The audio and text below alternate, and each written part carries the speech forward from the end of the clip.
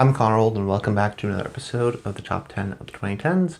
And once again, we're in the middle of a series. We're in the middle of the Western genre, where I'm going to be talking about my favorite Westerns of the decade from my picks of 6 to 2. But if you're new to the series, what I do every single week is I talk about some of my favorite movies of the decade. Essentially, every 3 weeks, I talk about a new genre, and I break down my top 10 picks of said genre.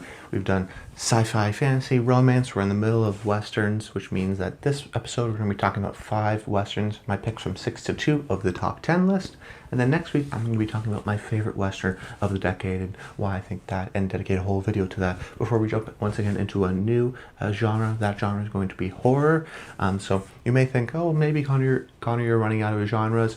As we get later on to the series, we're going to be doing a little bit more abstract, we'll call them, top 10 lists, but they're still related to movies, and I think this will be a lot of fun. So stay tuned to that and subscribe to the channel so you never miss a video. So jumping into the list, at number 6 we have Meek's Cutoff. What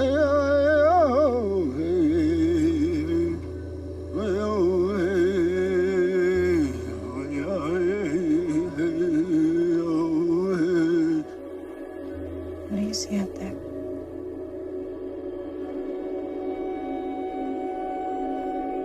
A totally unique western, and a western that I was mesmerized by.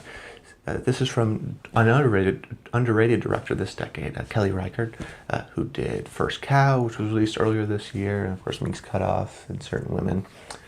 And she's a director I would similar into the vein of a Kubrick or an Ozu, which really relies on the visual medium to draw you in and tells you very little, but is very much more interested in the experiential nature of the film and using patience and quiet to really draw you in. We start the story with a family and a group of wagons, and we don't know who they are, we don't know where they came from, we don't know where they're going to, and all we know is that they're here in the middle of the West and they're going someplace.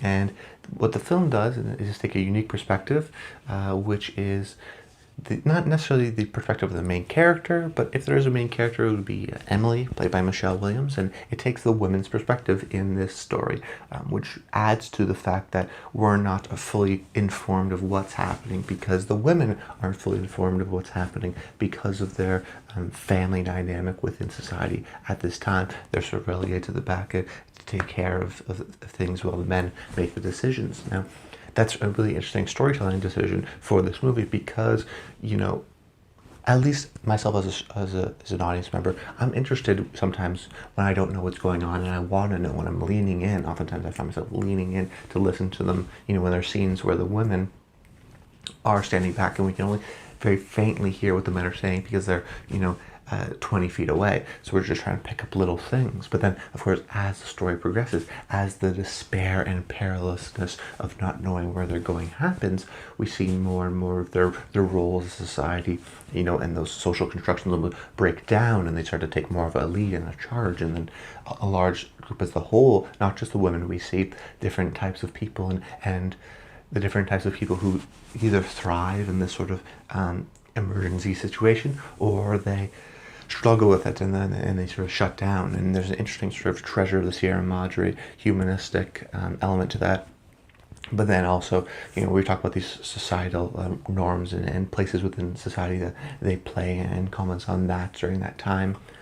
But really, I would sort of liken this movie to Packing for Mars, which is a book, a really good book, which is about sort of these small things you'd have to consider that you wouldn't even think about when you go to Mars. All the small little details that you have to make sure are there so as to not, you know, waste millions and hundreds of millions of dollars and potentially humans' lives in space.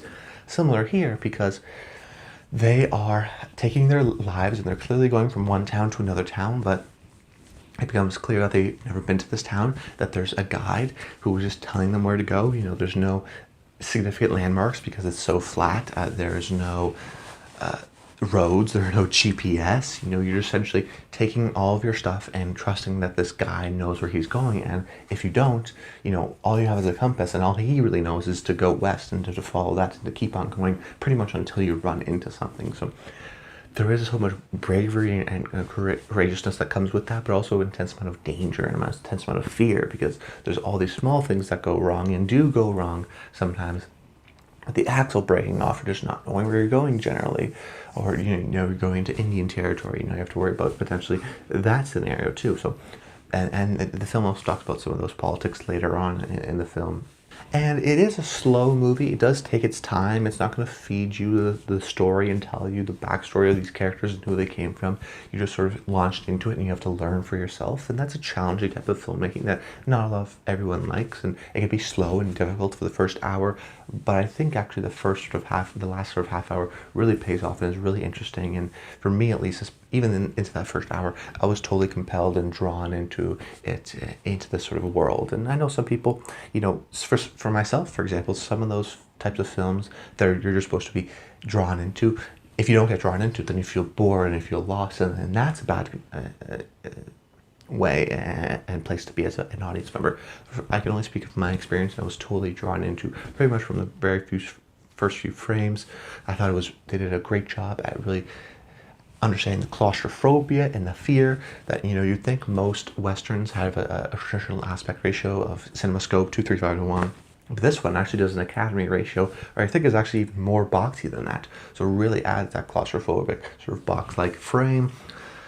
The night, I've seen few night scenes that feel like real night, where it's just pitch black and you can barely see anything, and it's really sort of a scary feat that you're all alone with nothing in miles. It's a scary aspect as well. So there are some great Western moments here. It's very claustrophobic. It's very interesting. It's visually very, we'll call it hypnotic, which is an overused term, but it draws you in that sense, and uses its slowness and its patience and its lack of information to draw you into the story.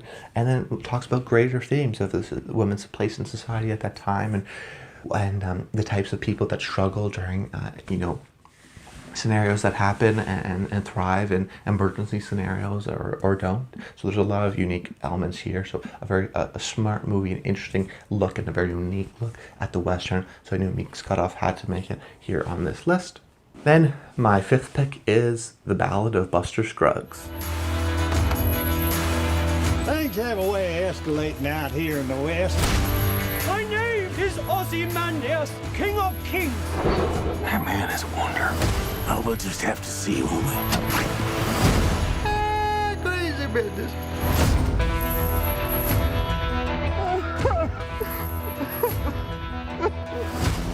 First time. From one of my favorite directors of all time, if not my favorite pair of directors of all time, the Coen brothers, who pretty much all their stuff I like. So I am a little biased with this film, I could say, because even in some movies that maybe I don't totally like, I like stuff within them enough that it just wows me enough that I say I like the movie. But thankfully for this anthology Western, I think that it does work, and I think that all the parts actually work, just not on the same day. Now, what I mean by that is that every time I've seen the movie, and I've seen the movie quite a few times because it's on Netflix and I'll just throw it on, I'll come away thinking that, the Ballad of Buster Scruggs anthology is so great, but then, The Gal Who Got Rattled isn't, and then the next viewing I'll reverse. I'll think The Gal Who Got Rattled is actually a really sort of a deep, interesting film and really romantic at times, but then I think, the Pocket, the Tom Waits one maybe, is a little cheesy. I'll go back and forth. So at one point or another, I've liked, we'll say, every single one of these, and I think it works as an anthology because you have your favorites, you pick each one, but that they all play to a larger theme of morality and of death, really. I mean, this is a movie about death and people's relationships to that. And I say morality, but it's really more like a fatalistic morality, that different people's relationships to death have different perspectives on what it means to either kill or to transfer bodies, or just your relationship to it. I mean, some people just totally ignore that part and have sort of strict rules because they've been told that, but then other people sort of confront that. And I think living in this Western time is actually a great story, that they all are very much Western stories, analyzing this sort of grim, Coens always have grim humor in their movies, but this grim theme of death works best in the Western because it's almost like always a continuous war period, that people see people die every single day. There is a lawlessness to the West that is just sort of common. So confronting these themes of death must have been a very prevalent theme with people at that time. So analyzing the theme of death with this Western really pairs well with the Coens here. And I think that it actually plays in a lot of ways like a greatest hits of the Coens work, because they're most known for their sort of blend of comedy and humor into sort of a trademark dark humor. Now, some of their movies are more leaning towards humor, something like The Big Lebowski, and some of them a little bit more leaning towards drama, like No Country for Old Men. But this film, what it's able to do, because of the 6 anthology stories within them, they're able to tell sort of and go back and forth between those tones without being total like a tonal shift. They all feel continuous, but able to lean a little bit more left or right, we'll say. So they'll be able to lean more into the humor in one story, but in the next story they'll lean more into that dark elements or the strong dark humor. So they have that sort of flexibility to go back and forth, and it's a great sort of tonal juggling act, and it does very well, because you don't want anthologies to be seemingly so separate. You want them to connect into an overall story. And not only do all the films and the stories within the film talk about death, but also, just like I said, the relationships to them, that some of them are somber, some of them are sort of sly, some of them are tragic, some of them are very funny and ironic. So there is sort of so many different sort of almost, we'll say, philosophical interpretations or ways of confronting or ways of dealing with it that different people have almost different responses and relationships with. And some of the films, like Meal Ticket, have very little dialogue, and they're very sort of visually gag based, or they're very told visually without a lot of words. But then the Coen trademark is also this mile-a-minute dialogue, which they also have in especially that last and I guess the first with Ballad of Scruggs sequences, where they're sort of trademark words and little peppers of dialogue that they throw within the script are so wonderful, and these phrases that are so Coen-esque are great just to hear, and they're at top tier here as well, especially in those ones that really talk about death in a very much a literal or an explanatory or dialogue based way. So the Coens are filmmakers that always fascinate me. They have that very distinct type of dialogue. This movie is really beautifully shot as well. Bruno Del Bonell has sort of a real almost pastel look to the film. Each little Western feels like its own type of Western, with the Ballad of Scruggs being very much the sort of traditional town Western, but then Meal Ticket being a little bit more on the road Western. So there are some little, great production design there, things as well. I'm a fan of the Coens. I'm a fan of their style. I like how the story works. It's a great movie for Netflix because you can throw it on and watch 20 minutes of an anthology you're feeling like you want to watch. So I'm glad that it did get that way here, and overall it's a great movie at confronting the themes of its Westerns, but filtered through the Coen sort of lens. Then my number 4 pick is Django Unchained.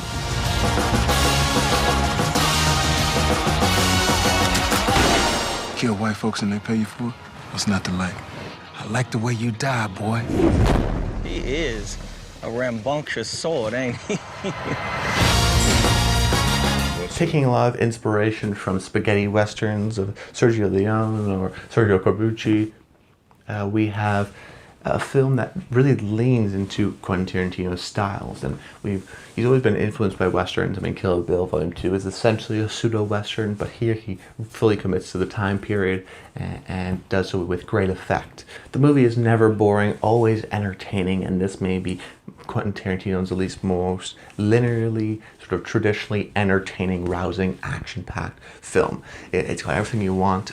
It's got some great comedic moments. I mean, I think it's really one of Tarantino's funniest movies because of his ability to satirize and make fun of these racists, and by sort of making them so over the top and either stupid or just totally ignorant, that it's also maybe hard to believe that there's these really funny KKK scenes or slave scenes, but Tarantino does a really great job at making them funny and doing smart things within them, and like I said, satirizing and making fun of the sort of time period in a sort of meta way, we'll say, that is funny and does well in terms of its satirization. The sort of main pair of the film is Christoph Waltz, who is the dentist now turned bounty hunter, because he's trying to make some money. The Oscar-winning Christoph Waltz, who won an Oscar for this, And then, of course, we have Django, who is the sort of brooding, revenge-filled, learning still, but still very cool action hero. They have a great sort of pairing.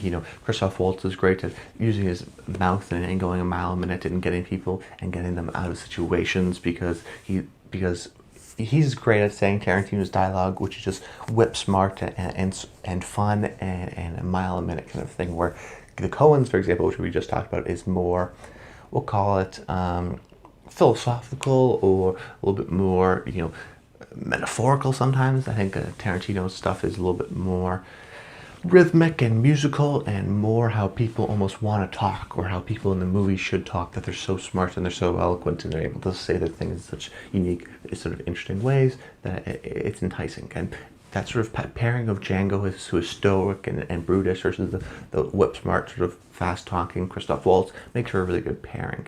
Now, the film, like I said, has those great comedic elements, but also has some great action moments as well. But it is still an action movie, it's still a revenge movie, but there are some great Tarantino's the best at creating pop iconography, is the best way of explaining it, just images that stick with you after only one viewing, that sort of linger into the pop culture phenomenon, that when people think of this movie, they often have these similar shared shots, and that enter the sort of larger cinema lexicon. I'm thinking about the blood on the cotton. I'm thinking about the sort of low dolly push in with Django in the blue suit. That's it's very much this heroic, great shot. And it's like once you see that, you're like, wow, that's Django. I'm on his side. He's a badass. And just makes him seem like this hero. And that's a testament to Tarantino's direction and his ability to create, like I said, that sort of iconography. He's one of those few filmmakers, someone like a James Cameron, who could really do that. But the standout here, the person who I probably would have given the Oscar to, but wasn't even nominated, is Leonardo DiCaprio in his villain-turning role as Calvin Candy. The role, in my opinion, that sort of solidified him as one of the greatest living actors. Because he can do a villain now. He can do literally everything else. He really hadn't done a villain role at this time, and he does it with excellent charm and sophistication. And you totally get why Calvin Candy gets so much business and does so well with that. He is charming and welcoming, but sort of totally pure evil, and wins you over with Southern charm. He is sort of this very charming Southern comfort, kind of a guy, but we also see that he has total disregard for slaves, treating them like animals, disregard really for people, and doesn't care about anyone else's emotions or feelings or what they care. He just cares about sort of his ability to satisfy his own pleasure and his own sort of lifestyle. And Tarantino writes this great character with so much not complexity, but interesting, just dynamic, with that sort of large charisma, but with a strong evil overtone. And then Leonardo DiCaprio just totally makes it shine and go over the top. I think the film settles nicely in Tarantino's revisionist history trilogy. 3 movies, which would be this movie, Inglourious Basterds, and Once Upon a Time in Hollywood, that sort of take realistic and historical events, but then change a couple things to make it the way we maybe wanted it to be, and sort of fantastical kind of version with that. And I think Django may be the best version at doing that revisionist thing. Although my favorite would probably be Inglourious Basterds, because that may be my favorite Tarantino film. But that was released in 2009, so that won't be on any lists. But my next pick at number 3 is Sicario. You saw things you shouldn't have seen. He works for the competition. Providing a measure of order that we could control.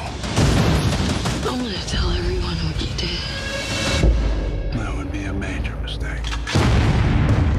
We've seen a string of traditional westerns in a row now, but now we get to talk about what I would classify as a neo-western, a western that kind of defined this decade, because the traditional western was so sparse and few and far between with auteurs like Tarantino or the Coen brothers, that now we sort of get the more almost political thrillers or political or action movies, which are, I think, actually secret westerns, or they are just westerns in fact, even though they're not set during this time period, even though there's not horses, for example, in the movie, but they very much go down to the core of the themes of this movie. Now, this movie is about an FBI agent played by Kate, who sort of gets pulled into this world of the ongoing conflict between the U.S. and Mexican cartels and the drug war that's going on between them and all the conflict that exists there. The color palette in this movie is, it's really visually drenched in all these saturated colors and these muted kind of colors with these very sort of dry, almost yellowish desert and Mexican kind of border imagery, and it sort of represents the bleakness and uncompromising element of this world, an unnerving element of this world just by that visual color palette. This is a movie that I think is maybe one of the most tense movies of the decade. I mean, the whole movie up to the border scene, and I think afterwards, is just a sort of perfect build of pitch perfect suspense filmmaking. You're always on edge and you're always sort of wondering what's going to happen until it sort of in 3 seconds, whatever, blows out into that border scene. But, that's not almost what I'm interested in, because, there's lots of great suspense filmmakers, and Villeneuve really shines in the suspense moments. That's why he's such a great director, is he's able to, succeed in some of those more technical elements of engaging you and making you really intense and nervous, and then sort of having that intense relief. But I'm more interested in, I think, the larger sort of moralistic elements of the film. I think that the film is interested in morals and ethics and what we do to sacrifice them, and what's the means to the end, and what you need to do to actually get results. And I think that's why it plays so well within the Western genre, that there are the cartels who play outside the rules and sort of make their own laws, and they're their own sort of cowboys and outlaws. And then how does the government respond? The government responds maybe at the beginning of the cartel war with traditional sort of laws and playing by the rules, but then soon realize that that's not working, that they have to sort of take outside methods, that they also have to play by the cartel's cruel and vile rules if they want results, that they have to allow these government agents, played by Josh Brolin and Benicio del Toro, to go outside the law to get results. Now, we sort of get that audience perspective from Kate's perspective, played by Emily Blunt, the FBI agent, who comes in very idealistic and very is a believer in the law, and is uncomfortable with the things that she's maybe a little bit thrown a little bit in over her head with. And it's a bleak movie in that sense, and this may be an unrealistic movie because Kate has to realize almost the uncomfortable truth, or the film tries to largely understand some of these elements of the morally gray, or what you have to do to sacrifice your morals, or how much you have to do to survive in this world. Are we all wolves, like the film suggests, that we have to sort of survive in this world by doing these primalistic and these basic rules, that there are no rules, and that's the way to succeed here. And I think the U.S. Mexican sort of cartel drug war that they've been going on and having within that border war is a great way to do it, because of the complexity of the situation, because it's something that's been going on for a long time. It's a constant strife between the U.S. and Mexican borders. However, I'm not really interested in it politically. It is a great sort of political, interesting, confrontation and deep dive into this kind of world, and it's a very great tense movie. I'm not trying to negate those elements, because those elements are there, and those elements are a large part of the reasons why the film succeeds. But I think what makes it a Western, and what I relate more to, is that sort of morality play, is the sort of the grayness and the bleakness and that sort of uncomfortable truth that I think Kate has to realize. And Emily Blunt is great at sort of playing this protagonist, and I think a really interesting female protagonist, because what I've seen, at least in history with the sort of movie history with the female protagonist, is that it starts off, very much with the doting sort of housewife, and women were seen as more of a secondary character. I mean, before that, in the 40s, women were the main character and had great complex roles with Mildred Pierce or all that Eve. I mean, but eventually sort of evolved into sort of a background role or a girlfriend role, and then, rightfully that was sort of one-dimensional and not reflective of the female community. So then they went to the other extreme, and they went to she's this really badass ultimate action hero, but then the problem was she didn't have any real flaws, and she wasn't really a human. She was just a total ultimate badass. But now I think, as we're getting more female stories with something like Meek's Cutoff, or female directors coming out, we're getting more interesting female characters. And I think Kate is one, because largely due to the performance and what Emily Blunt almost gives, that I wouldn't even say the character's written like this, but very much I think is shown through Emily Blunt's performance that she's very much idealistic and has this hardened exterior, but she is also dealing with a lot of internal strife that she is thrown in way over her head, and she wants to sort of please and she wants to do well, but she's totally scared, but she doesn't want to show that sort of scared element to her. It's interesting because there's an external thing, something that she is saying, but then there's something internally that is shown through Emily Blunt's performance. It's just really giving a character a lot of breadth and a lot of interesting elements, and something that really makes her interesting. Of course, Benicio del Toro's maybe his best here as well, as this sort of lawless, mysterious kind of a man, and Josh Brolin, the sandal-wearing Josh Brolin, is very interesting too as well. So it's a great sort of trio of these three actors. In a very tense movie that Villeneuve shines in, that these are interesting political elements just going into this world, but I think larger, on a larger scale, very much interested in the morality and the lack of, and the bleakness, and what does it take to survive, and some of these larger questions that it sort of confronts you with, and has that sort of internal debate within the movie, which makes it very interesting, and makes a movie that I keep on coming back to. Even though you may see it the first time, you may be in awe, but you may be sort of uncomfortable with that bleak reality, that uncomfortable truth of the situation, especially with that final frame, which is like perfection. Then my number 2 pick is Hell or High Water. Love you, Toby. Mean it. I love you too.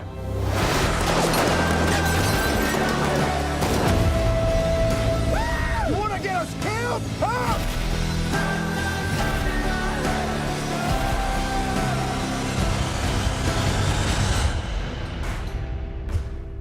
Another sort of neo-Western, a modern Western, what the Western is in today's society, about these two brothers, Toby and Tanner, played by Chris Pine and Ben Foster, as they start to rob banks to pay for the mortgage on their mom's, which is now sort of their house and land.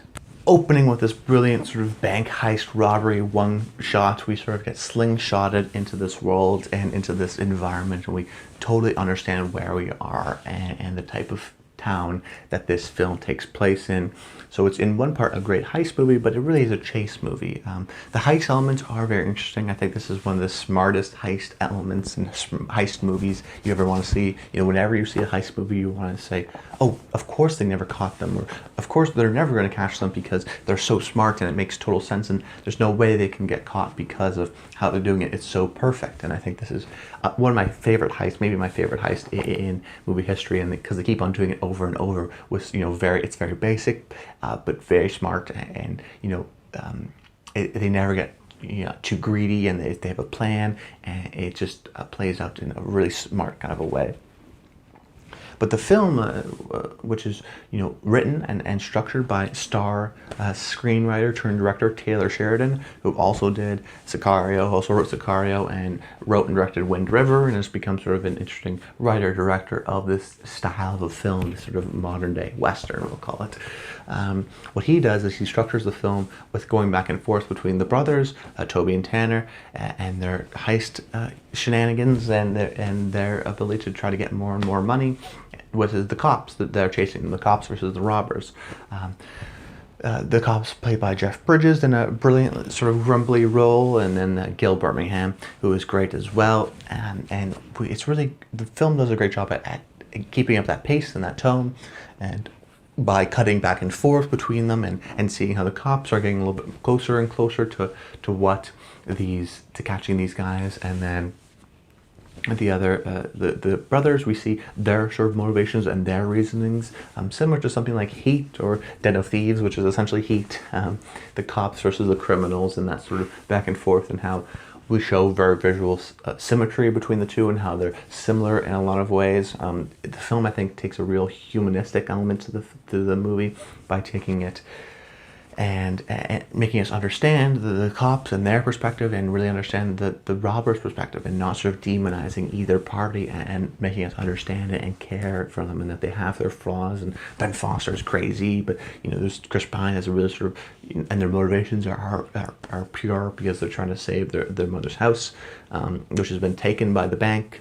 And there's not really a central villain. Sometimes you think, is the bank the villain or the robbers the villain? It's almost this Robin Hood-esque kind of a figure. So where do you lay on that sort of traditional morality kind of a element story? But I actually think it is one of the secretly most political movies of the decade, and it's a very interesting political movie, even though it's not really talked about that way. At least when I see it, it's very evident, because it's a Western in terms of this town in America that's been forgotten, and a town that seemingly most likely had their job shipped away to another country in the past 10 years, and maybe is a reason why Donald Trump got elected. I mean, this was released in 2016, a couple months before the election, and may have been a foreshadowing of what's to come. Oftentimes, actually, we get foreigners to tell great stories about the America and political situations, and this is done a similar situation here with David Mackenzie, a Scotsman, telling this story. And I think he taps into why, I guess, the conventional thinking of why Donald Trump won, which is this idea that there are a lot of people in the middle of the country or in the South in some of these states who felt forgotten, with these towns that have been sort of shipped away, and they were angry, and then they wanted some change, and that they didn't want another politician to sort of continue the status quo. And I think that's a very sort of unique political movie, because almost all movies seemingly are liberal or left-wing, and that, we never really get sort of this diversity of the other sort of side of this sort of different perspective. And I think Hell or High Water sort of cleverly and secretly shows that perspective, a perspective that I haven't really seen on film, and therefore I found it interesting, because the same way I would promote diversity of different storytellers, of people of color, and of women filmmakers, because we haven't seen nearly enough of them. We also want to see some movies with different political beliefs as well, particularly because so many of the movies I watch are American. It's interesting to see that sort of perspective, and it's never really going to shove it down your throat. It's never going to be totally this is a really political movie like a Vice or something like that. It's very subtle about it, and you can see it just by the landscape, the despair of the town, the look on everyone's faces, the fact of these small little characters that are peppered within, something like the waitress who is reluctant to give back the money because she really needs that money, to just the Chris Pine's son, who is seemingly doesn't really want to be in this town and has sort of no future, and he's almost hopeless, and it's so heartbreaking to see someone who's so young, 16, should be someone who's hopeful and have an optimistic view, but has sort of been crushed and put down by the weight of everyone else's sort of viewpoint of the town and the city, and this is what he's grown up with, and it's a really sad sort of portrait of a forgotten town. Now within this you have these great characters and an interesting story and this interesting back and forth, which is tense, and a great heist movie and a great chase movie. But also you have this deep political element that is not going to shove it down your throat and talk about it, but it's clear that this town's been forgotten, and this is someone that, this is a town that maybe it doesn't get a lot of focus, and it's heartbreaking in that sense as well. So a smart character place that recontextualizes the Western for the modern day, with also strong political elements that are subtle enough but strong enough to at least make you be aware of them. It's a great balance. A movie I constantly rewatch and get back to, and I knew I had to make it high on this list at number 2. But that's about it for this video. Stay tuned to next week, where I give my number 1 pick of the best Western of the decade. It's going to be a fun one. You may have predicted it already, because there's not too many Westerns, but it's one that I love, and I've also come back to a bunch of times. And then, like I said, after that video, we're going to be talking about the best horror movies of the decade. So lots of fun stuff coming up. Make sure you subscribe to the channel. These videos come out every Monday at 12 p.m. Eastern Time. There's timestamps in the description if you want to skip around to the different videos and the different discussions of the movies I talked about. But that's about it.